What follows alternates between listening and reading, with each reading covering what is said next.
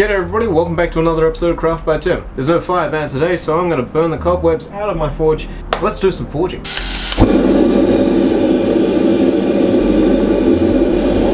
So what is on the agenda for today? We are going to be making a Kiridashi out of the last bit of that Damascus that we used for the coffee etching video. What is a Kiridashi? Well, a Kiridashi is a very old Japanese tool. Funnily enough, I've actually sort of started to see these sort of come up again. They're a very interesting tool because they're perfect for things like marking out and that sort of thing. So they are a carpenter's best friend. They're very good because they're an actual knife, so you can use it to sever the grain of material to make sure that you get a nice clean cut, especially when chiseling and that sort of thing. A Kiridashi is going to be a super handy tool just to have around the shed, and I'll probably actually end up using it a bit for TAFE. Now I want to make this a little bit harder, so when it comes to tempering, we're going to temper it a lot less than you probably would for a normal Kiridashi, I guess. And this is because I want to be able to use it for materials other than timber. I can use it for G10, I can use it for brass, bronze, copper, aluminium, maybe stainless, using it for general marking out and scribing as well. So we're going to chuck this in the forge. I'm going to first grind out the last few bits of delamination. You can see probably right at the top there that the last forge wall didn't take super well, so I'm going to just quickly grind that out with the die grinder and then we'll chuck it in the forge.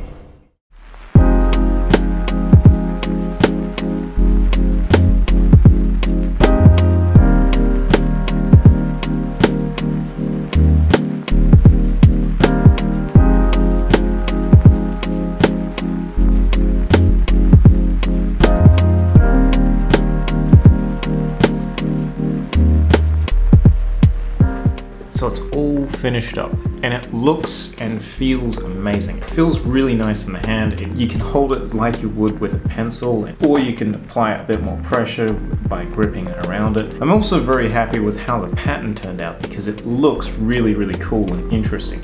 It's very strange how the center of the pattern got really compressed whilst the outside of the pattern almost seemed to expand a little bit. And anywhere that I've sort of had facets, it's sort of exposed more of the pattern. On the bevel of the blade, you can actually sort of see more of a flame-like pattern. It's super cool how you can get such a different contrast for a piece of Damascus that I thought would actually look very different to how this does look. But that being said, I'm not at all upset about how this turned out. So I hope you guys enjoyed this episode. I know it was a little bit of a shorter one, and I know that my previous episode was also quite short.